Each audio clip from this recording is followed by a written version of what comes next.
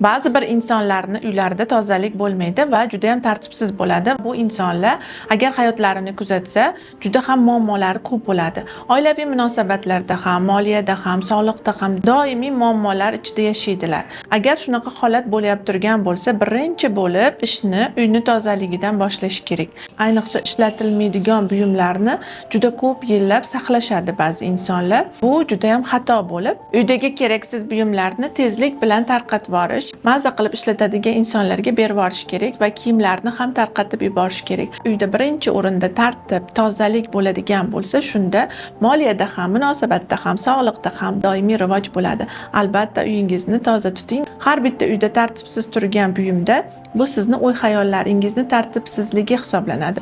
Va qanchalik uy tartiblik va har bitta buyum joy-joyida bo'lsa, demak ongdagi o'y-hayollar ham joy-joyida va tartibli bo'ladi. Tartib bor joyda har doim o'sish va rivoj bo'ladi. Bu videoni uyi tartibsiz bo'lib turgan tanishingizga yuborib qo'ying va menga obuna bo'lishni unutmang.